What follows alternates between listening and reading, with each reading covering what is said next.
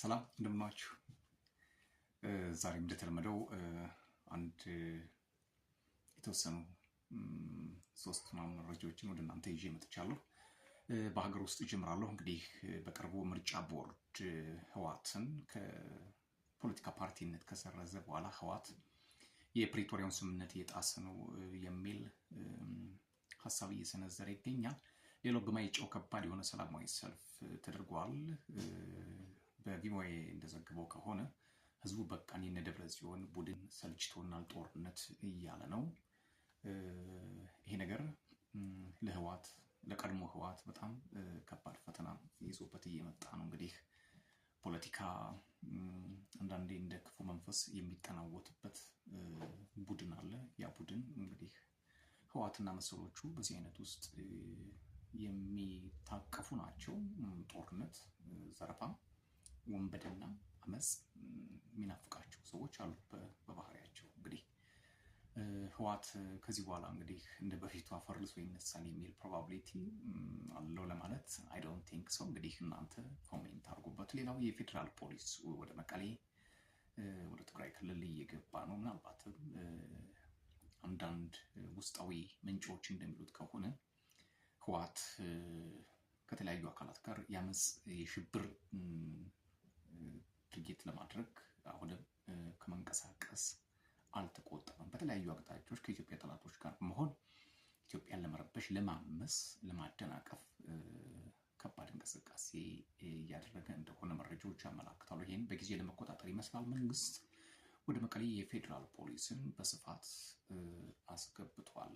ይሄ ደግሞ እንደ በፊቱ ዝም ብሎ በዘራፍነትና በእንበር ተጋዳ ላይ የሚቆም ጉዳይ አይደለም። አሁን የፌዴራል ፖሊስ የሄደበት መንገድ በጣም ስትራቴጂክ እና ዘመናዊ የሆነ ስለሆነ እዚህ ላይ ህወሓት ፖለቲካዊ ሲስተም ቢጠቀም ቢግባባም ኒጎሽዬሽን ወደ ጠረጴዛ መምጣት ልምድ ኦፍኮርስ የለውም፣ ግን ቢኖረው መልካም ነው እንላለን። ሌላ ወደ ውጭ መረጃዎች ስናልፍ ሲጠበቅ የነበረው ዓለምንም እያነጋገረ ያለው ጉዳይ በቱርክ ኢስታንቡል ሊካሄድ የታቀደው ጉባኤ ነበር። 3 ዓመት የሚያስቆጥረውንና ያስቆጥረውን የሩሲያና ዩክሬን ጦርነት ለመፍታት ያስችላል የተባለው በቱርክ ኢስታንቡል የሰላም ድርድር ይደረጋል ተብሎ ታስቦ ነበር። እንግዲህ ዘለንስኪ ገብተዋል፣ ፑቲን አልገቡም። ፑቲን ለምን አልገቡም የሚሉትን እንግዲህ አንዳንድ ጭምጭምታዎችን ወደ እናንተ አደርሳለሁ። አንደኛው ፑቲን ምንም እንደማይመጣ እርግጠኛ ናቸው። አሁንም ጦርነቱን መቀጠል ፍላጎት አላቸው የሚሉ ተንታኞች አሉ። በሌላ በኩል ፑቲን አደጋ ሊደርስባቸው ስለሚችል ወደ ቱርክ መሄዱን አልወደዱትም የሚሉ ተንታኞችም አሉ። ሌላው ፑቲን ከዚህ ስብሰባ ምንም የሚያተርፉት ወይም ደግሞ የሚያገኙት ጥቅም ስለሌለ ያለው አማራጭ የያዙትን ክሪሚያን ጨምሮ እነዛ ዛፖሮዥያን፣ ሉሃንስክ፣ ዶኔስክን ግዛቶች አሁንም የሚነጥቃቸው የለም። ስለዚህ ድርድሩ ብዙም እምብዛም ፋይዳ የሚያመጣ አይደለም በሚል ግምት ሊሆን ይችላል። እንግዲህ ይህን ተከትሎ ኢንፎርማል በሚባል ደረጃ ወይም ደግሞ ኢመደበኛ በሆነ አካሄድ የሰሜን አትላንቲክ የጦር ቃል ኪዳን ድርጅት ኔቶ ዋና ጸሐፊ ማርክ ሩቴ እና ሌሎች የኔቶ ውጭ ጉዳይ ሚኒስትሮች የኢስቶኒያን እና የጀርመንን ውጭ ጉዳይ ሚኒስትሮች ጨምሮ አንታሊያ በደቡብ ቱርክ በምትገኘው አንታሊያ ከተማ ገብተዋል። ይሄ እንግዲህ ያው ለኛ የሚነገር ነው እንጂ ከስብሰባው መሳተፋቸው እንደማይቀርም ይገመታል። የአሜሪካ ባለስልጣናት ማርክ ሩቢዮ፣ ኬት ኬሎግ እና ስቲቭ ዊትኮፍ አሁንም በዚህ ስብሰባ ላይ ዳርዳር ለማለት ወደዛ ሄደዋል። በአስገራሚ ሁኔታ ግን ፑቲን የላኳቸው ሰዎች ብዙም ይሄን ያክል በፖለቲካው የሚታዩ አይደሉም። ይሄ ደግሞ ዘለንስኪን አበሳጭቷቸዋል። ዘለንስኪ ቃል በቃል ሼም ብለውታል፣ ያሳፍራል ብለዋል። የፑቲን መቅረት በጣም አሳፍሮኛል፣ ምክንያቱም እየጠበኩት ነበር። እንግዲህ በጣም አዝነዋለኝ። ሆኖም ግን ድርድራቸውን ይቀጥላሉ ተብሎ ይጠበቃል። ሌላው ጉዳይ ከዚሁ ከሩሲያና ዩክሬን ጦርነት ጋር ተያይዞ እንግዲህ ቱርክ ከፍተኛ የሆነ እርምጃ ወይም ደግሞ እንቅስቃሴ በዲፕሎማሲው መስክ እያደረገች ትገኛለች። ይሄ ለቱርክ መልካም ጅምር ነው። የቱርክን ፖለቲካ ሁላችን የምናውቀው ነው። አሁን ትንሽ ከፍ ዝቅ እና ውዝዋዜ ላይ ያለው የቱርክ ፖለቲካንም ስማቸው ለማስተካከል ይመስላል። ሬሲፕ ታይፕ ኤርዶሃን እንደምታውቁት ሶማሊያና ኢትዮጵያን አስታርቀዋል። አሁን ደግሞ ሩሲያና ዩክሬንን ለማመካከር ወደ ጠረጴዛ ምድር ሊመጡ ጥረት እያደረጉ ይገኛሉ።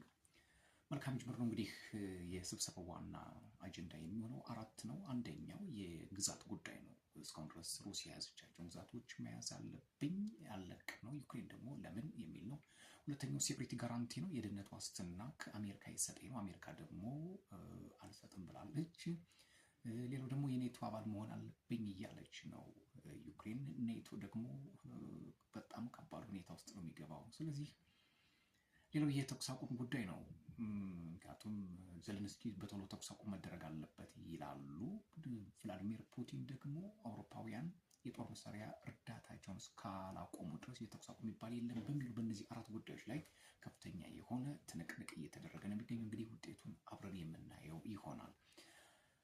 ሌላው ሶስተኛው መረጃም የአሜሪካው ፕሬዚዳንት ዶናልድ ትራምፕ የሰላጤው ሀገራትን እየጎበኙ ነው። ዛሬ የተባበሩት አረብ ኤሚሬቶች አርፈው ብዙ ጉዳዮችን $1.2 ትሪሊየን የንግድ ስምምነት አድርገው ተመልሰዋል። ነገር ግን የንግድ ስምምነት አይደለም ያደረጉት። ይሄ ለኛ የሚነገረን ሽፋኑ ነው እንጂ ከጀርባ የወታደራዊ ጠበብቶች ከፍተኛ የሆነ የጦር መሳሪያ ግዥ እንዳለበት እና በቴክኖሎጂ ጉዳይ ላይ አብሮ ለመስራት እንደፈለጉ የሚያመላክቱ መረጃዎች ወጥተዋል። ሌላው ዶናልድ ትራምፕ እንግዲህ ከሳውዲ አረቢያ፣ ከኳታር እና ከተባበሩት አረብ ኤሚሬቶች ጋር ከፍተኛ የሆነ ውልና ቃል ኪዳን አድርገው ነው የመጡት። ይሄ ቃል ኪዳን ምንድን ነው? በዚህኛው በኩል ቻይና እየወሰደች ያለውን ይሄ ዳቦ ላለመነጠቅ የሚደረግ ትንቅንቅ ነው። ምክንያቱም ቻይና በባለፈው ከአሜሪካም 11% የነዳጅ ግዥዋን አቁማ ወደ ተባበሩት አረብ ኤሚሬቶች ነው የሄደችው። 11% ማለት ደግሞ $5 ቢሊዮን ማለት ነው። በባለፈው ቪዲዮ ላይ መለስ ብላችሁ ማየት ትችላላችሁ። ይሄንን ነግሬያችኋለሁ ከዚህ በፊት። ስለዚህ አሁን ዶናልድ ትራምፕ ከባድ አጣብቂኝ ውስጥ ናቸው። ከቻይና ጋር የሚደረገው ትንቅንቅ ወደ ሰላጤው ሀገራት ሄዶ ደጅ እንዲጠኑ አድርጓቸዋል። እርሳቸውም እንደተናገሩት ከቻይና ጋር የንግድ ውል ማድረግ አይኖርባቸውም ሲሉ ነው የተናገሩት። ይሄ ደግሞ በዋሽንግተንና በቤጂንግ መካከል ከባድ ቅርቃር እና ውጥረት ሊፈጠር እንደሚችል የፖለቲካ ተንታኞች እየተናገሩ ይገኛል። ሌላው በአራተኛ ጉዳይ እንግዲህ ከዚሁ ከአፍሪካ አካባቢ የተሰማው ነው። የማሊው ፕሬዝዳንት አሰመ ጎይታ በ2021 እና በፈረንጆቹ 2022 ላይ በመፈንቅለ መንግስት ስልጣን የያዙት በባማኮ ከተማ ላይ ከባለፈው ግንቦት 4 በፈረንጆቹ 2025 አንስቶ ከባድ ተቃውሞ እየተነሳባቸው ነው። እንግዲህ አብዛኞቹ ተቃዋሚዎች ምንድነው የሚሉት? ስልጣን ለመንግስት መረከብ ይኖርበታል የሚል ሀሳብ እያነሱ ነው። እሳቸው ደግሞ ከዛሬ ጀምሮ በየትኛውም የፖለቲካ ፓርቲ ከየትኛውም የፖለቲካ እንቅስቃሴ መቆም አለበት ብለው አግደዋል። እንግዲህ እነዚህ መረጃዎች ናቸው ወደ እናንተ ያደረስኩላችሁ። እናንተም ሰብስክራይብ፣ ላይክ፣ ሼር፣ ኮሜንት እያደረጋችሁ ቤተሰብ እንድትሆኑ ግብዣዬ ነው። ሰላም።